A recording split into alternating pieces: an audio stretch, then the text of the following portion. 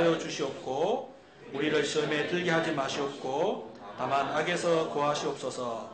나라와 권세와 영광이 아버지께 영원히 있사옵나이다. 아멘. 한 번 더 읽겠습니다. 9절부터 13절 시작. 그러므로 너희는 이렇게 기도하라. 하늘에 계신 우리 아버지여, 이름이 거룩히 여김을 받으시오며 나라가 임하시오며 뜻이 하늘에서 이루어진 것 같이 땅에서도 이루어지이다. 오늘 우리에게 일용할 양식을 주시옵고 우리가 우리에게 죄 지은 자를 사하여 준 것 같이 우리 죄를 사하여 주시옵고 우리를 시험에 들게 하지 마시옵고 다만 악에서 구하시옵소서. 나라와 권세와 영광이 아버지께 영원히 있사옵나이다. 아멘. 이 말씀을 가지고 새해 첫날 무엇보다도 하나님과의 사귐을 이라는 주제로 이 말씀을 잠시 묵상하려고 합니다. 우리 교회 다니신 분들은 알지만 보통 장로교회 갔을 때 하고 비교했을 때 큰 차이점 중에 하나는 예배 초반부에 다 같이 기도하기 전에 주기도문으로 먼저 아뢰는 것을 아마 기억하실 겁니다.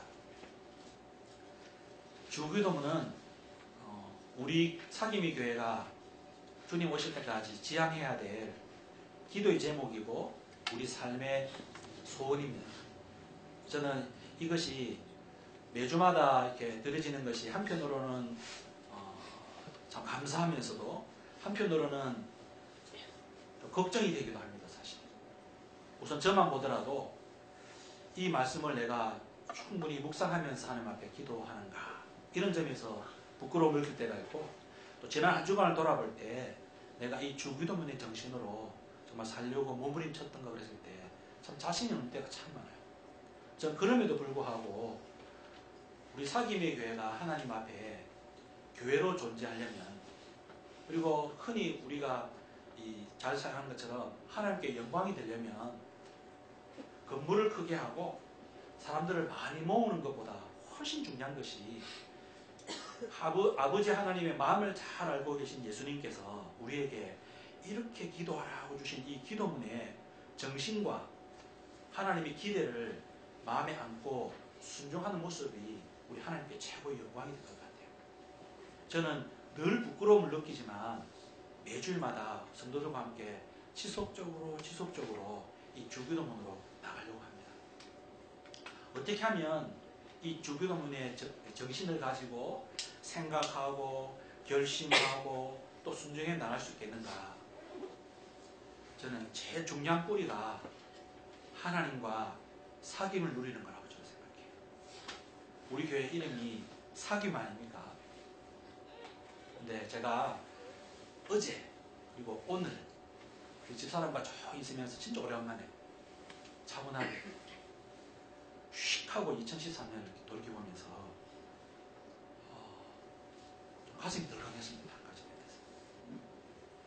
목회자로서 좀 부끄러움을 느꼈습니다. 저는 지난 1년을 돌이켜보면서 우리가 성도와의 사귐, 이웃과의 사귐, 또 자연과의 사귐 이런 부분에 균형을 잡아가면서 우리가 함께 성큼성큼 이렇게 걸어간 거 참 감사하고 기뻐했어요.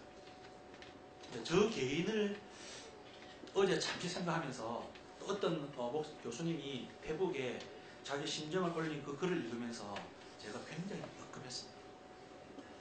그게 뭐였냐면 2012년, 2011년 이렇게 돌이켜볼 때 어떻게 하다 보니까 2013년이 무난하고 또 여러 가지 면에서 형통한 일이 많아서 그런지 몰라도 하나님과의 사귐을 내가 제일 등한히 했던 최근의 한 해 중에 하나가 작년이 아니었나 생각이 갑자기 팍 드는 거예요. 저는 사실 책도 열심히 읽고 말씀도 열심히 전하고 성도들의 마음을 살피면서 같이 수족하자고 막 가르치면서 저 개인적으로는 가장 기쁜 한 해를 보냈습니다. 제가 오죽했으면 페북에다가 막 자랑을 했겠습니다. 연말에 제일 가슴 아픈 일 중에 하나는 작은 교회든 큰 교회든 다 결심을 하고 교회로 옮기는 때예요. 안타깝게도. 그래서 좋은 교회도 있지만 그 때문에 아픈 교회도 있는데 작은 교회일수록 그런 일이 참 많아요. 그래서 몇몇 목사님들이 아파하시더라고요. 저도 그게 막 가슴에 와닿았어요. 저는 그런 면에서 한 해를 마무리하는 시점에 내가 가장 소홀히 했던 게 뭔가 그랬을 때 갑자기 제가 부인할 수 없을 정도로 어떻게 하다가 보니 하나님을 위해서 산다고 하고 또 하나님의 교회 영광을 위해서 열심히 최선을 다했는데 하나님과의 사귐에 소홀히 했던 거 아닌가 이런 마음이 들어서 굉장히 속으스러웠습니다.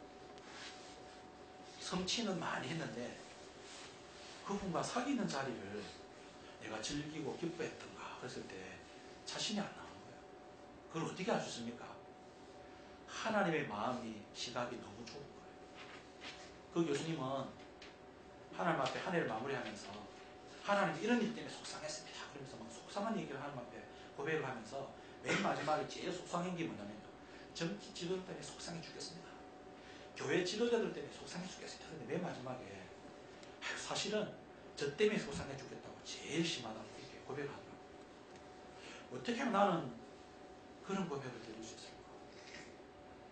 그리고 그분이 속상함으로 시작했지만 감사함으로 마무리를 하고 맨 마지막에 예수 그리스도 그분의 이름을 생각하면서 이분이 자기 고백을 마무리하시는데 제가 굉장히 뜨끔했어요.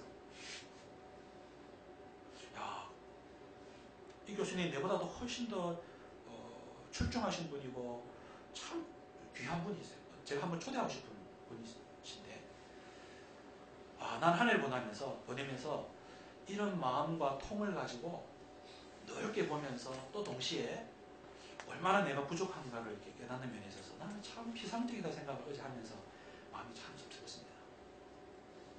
그래서 저는 2014년을 시작하면서 오늘 아침에 제가 먼저 자리에서 일어나가지고 제가 조용하게 앉아서 하나님 앞에 기도했습니다.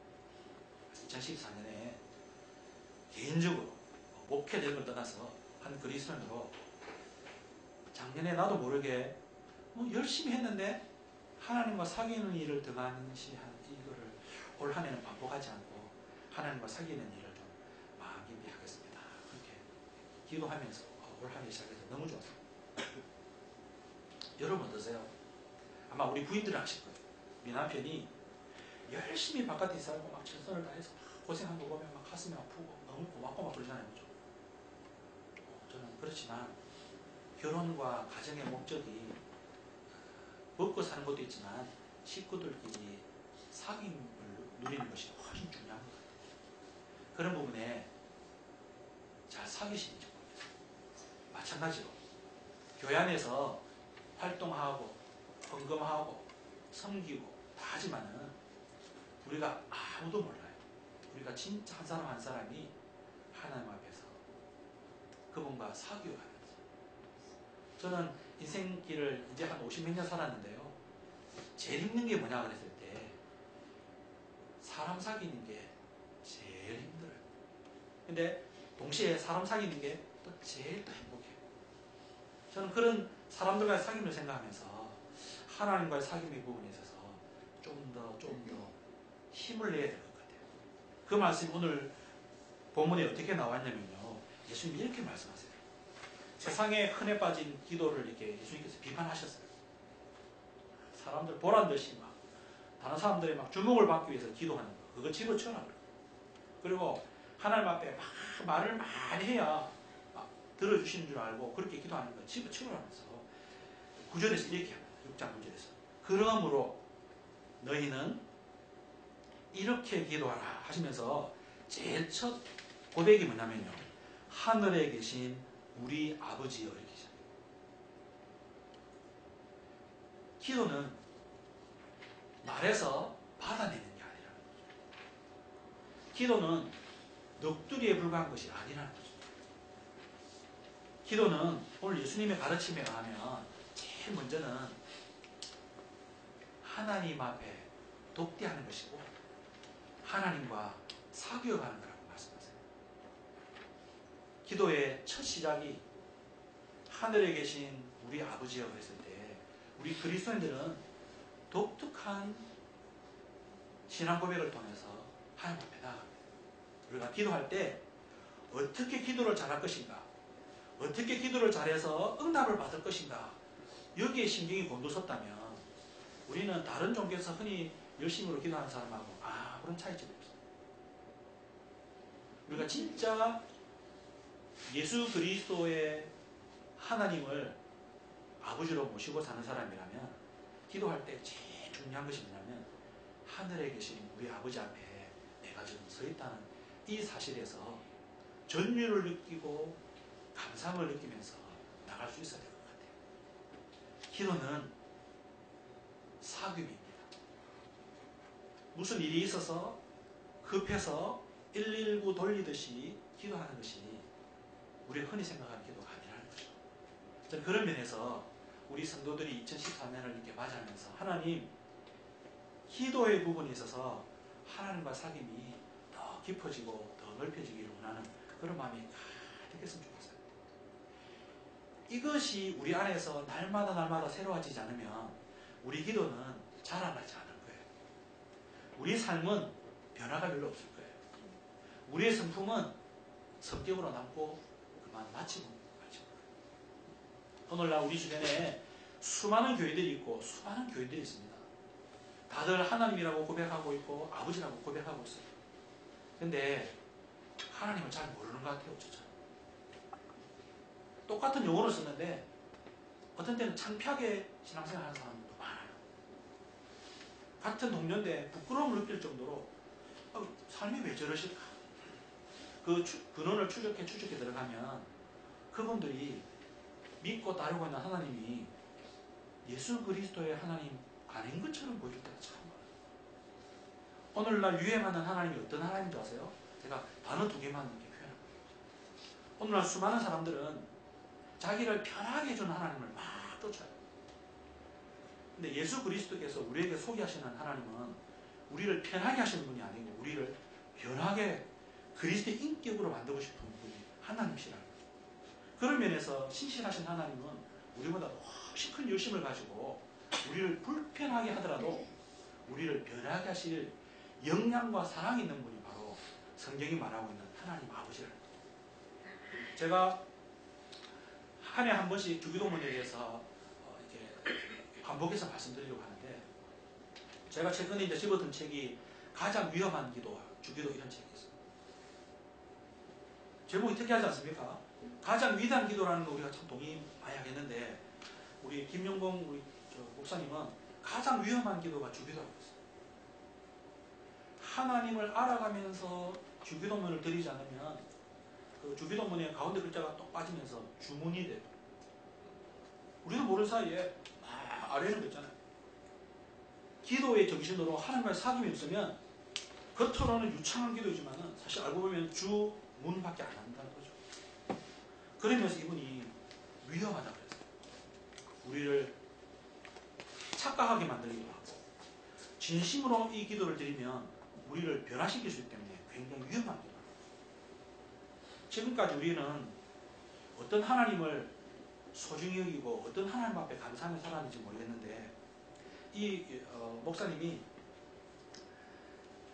어떻게 하든지 하나님을 좀 편하게 믿으려고 노력하는 시대를 비판하면서 윌버 리스라고 하는 분이 3달러짜리 하나님이라는 시를 하나 썼어요. 읽으면서 똑똑하면서 제가 한번 읽어볼게요. 나는 주님의 작은 일부만을 사고 싶습니다. 내 영혼을 깨뜨리지 않을 정도만, 수면을 방해받지 않을 만큼만, 내 인생이 사로잡히지 않을 만큼만, 따뜻한 우유 한 잔만큼이면 됩니다. 내 죄책감을 조금 누그러뜨릴 만큼이면 나는 3달러어치만 하나님을 사고 싶습니다. 호주머니에 넣을 만큼의 사랑이면 충분합니다. 흑인을 사랑하도록 만들 정도라면, 혹은 이민자들과 사탕물을 주우러 다니게 할 정도라면 곤란합니다. 내 마음을 바꾸지 않아도 될 정도만, 시간이 날 때 교회 가고 싶은 마음이 들 정도만, 햇볕을 받으며 낮잠을 즐길 수 있을 정도면 됩니다. 나는 변화를 원하는 것이 아니라 황홀경을 원합니다. 다시 태어나는 것을 원하는 것이 아니라 모태에 머물러 온기를 즐기며 지내기를 원합니다. 나는 영원에 500g만 사서 종이봉지에 담아들고 싶습니다. 그 이상을 사야 한다면 무르고 돈을 되돌려 받겠습니다. 나는 3달러치만 하나님을 사고 싶습니다. Please. 그중 일부는 굳은 날을 위해 숨겨두렵니다. 사람들이 알아차릴 정도로 내 안에 심한 변화가 일어나지 않도록 어떤 책임도 느끼지 않을 만큼만 사람들이 나를 보고 괜찮은 사람이라고 여길 정도만 이렇게 $3어치만 하나님을 살 수는 없을까요? Please. 오늘날 기독교의 위기는 하나님을 안 믿는 것이 아니고 하나님을 믿는다고 하면서 사실은 자기가 만든 우상 하나님을 믿고 따르면서 착각하는 사람들이 늘어난 이것이 우리의 최대의 위기예요. 저는 그런 면에서 저도 이런 마음으로 기울 때가 있기 때문에 똑같은 죄인과 연약한 마음으로 이 주기문을 우리가 매주일마다 우리 사김교회가 알면서 이 예수 그리스도의 마음을 알았으면 좋겠어요. 너희가 하나님 나라를 말하기 전에 하나님의 이름을 말하기 전에 하나님의 뜻을 말하기 전에 먹을 것을 달라고 용서해 달라고 보호해 달라고 기도하기 전에 나를 먼저 알았으면 좋겠다. 나와 더 편안하게 사귀면 좋겠다. 말씀하시는 그 하나님의 음성을 우리가 매일매일 들으면서 우리 성도님들이 2014년은 하나님과 더 가까이 사귀어가는 한 해로 만들어갔으면 좋겠습니다. 우리 어른들이 먼저 하나님 아버지와 사귀어 가십시다. 우리 자녀들 보고 성경 안 읽나? 이렇게 말하기 전에 우리가 먼저 조용히 읽읍시다. 그리고 같이 읽지 않을래?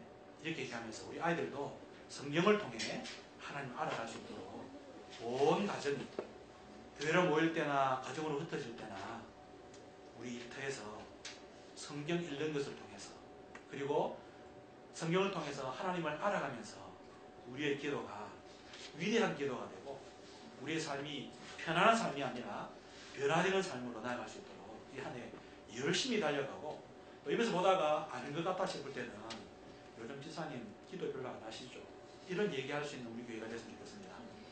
또 딱 보고 있다가 목사님 요즘 좀 들뜨는 거 볼 때 기도 좀 안 하시는 것 같습니다. 이런 얘기를 할 수 있는 그런 교회로 올 한 해 서로 책임져 주면서 이 영적인 깊이 속에 함께 들어가고 우리 교회가 작지만 하나님의 영광을 세상에 잘 해주면서 이 세상을 따뜻하게 해주는 그런 교회가 됐으면 좋겠습니다. 기도하겠습니다.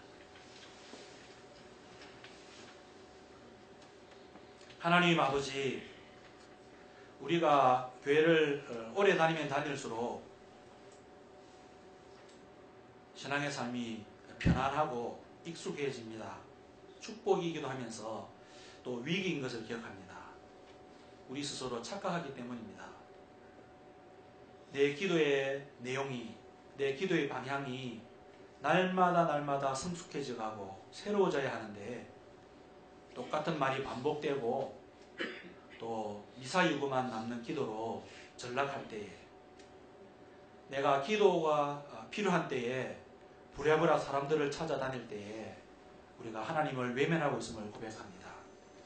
우리의 신앙이 제자리에 있는 것을 고백합니다. 다른 사람이 잘못하고 있는 것이 너무 눈에 자주 띌 때에 우리가 잘못된 자리에 서 있는 것을 고백합니다. 하나님 아버지, 내가 영생을 누릴 수 있는 방법은 교회가 교요다워질 수 있는 유일한 방법은 그리고 유일한 길은 하나님 아버지를 말씀을 통해 잘 알아가면서 하나님의 마음이 이 땅에 이루어지도록 기도하는 일인 것을 기억합니다. 우리에게 2014년을 주셔서 감사합니다. 이 한 해 동안 각자 그리고 같이 그리고 다 함께 이 길에 함께 순례할 수 있도록 우리를 말씀으로 축복하시고 기도의 풍성한 사귐을 우리 모두에게 허락해 주셔서 우리를 통해 하나님의 뜻이 이루어지게 하여 주옵소서. 주님이 우리와 함께 해주실 한 해를 바라보고 소망하오며 귀하고 복되신 예수 그리스도 이름으로 기도하옵나이다. 아멘. 여러분 순서지를 보시면 뒤쪽을 한번 넘겨보세요. 저게 제가 2014년 나의 소원 그렇게 적어놨어요. 나의 소원. 우리 한번 우리의 그 관심, 우리 기도의 포커스 초점을 한번 좀 넓히고 싶어서 제가 좀 만들었습니다. 경기자매도 이쁘게 만들어줬어요. 여러분 보통 기도할 때 어디까지 기도합니까? 어떤 사람은 심지어 자기 자신을 위해서 기도 못하는 사람도 있어요. 기도할 때서 열심히 뛰는 게 낫지. 기도에도 사실은 그 노동의 측면이 있긴 있습니다. 그러나 하나님께서 기도하면서 일하시는 것을 제일 이뻐하십니다. 그래서 제가 이게 그러므로 너희는 이렇게 기도하라. 하늘에 계신 우리 아버지 이름이 거룩히 여김을 받으시오며 나라가 임하시오며 뜻이 하늘에서 이루어진 것 같이 땅에서도 이루어지이다. 오늘 우리에게 일용할 양식을 주셨고 우리가 우리에게 죄 진 자를 사여 준 것처럼 우리 죄를 사여 주셨고 우리를 시험에 들게 하지 마시옵고 다만 악에서 구하시옵소서. 나라와 권세와 영광이 아버지께 영원히 쏘나이다. 아멘. 했죠. 그죠? 이 기도의 정신을 생각하면서 또 주기도문을 통해서 아버지의 마음으로 이끌어 가시는 주님의 마음을 생각하면서 밑에 나를 향한 소원, 우리 가정을 향한 소원, 우리 교회를 향한 소원, 한국 사회를 향한 소원, 그리고 전 세계를 향한 나의 소원을 같이 한번 적어보고 싶습니다. 제가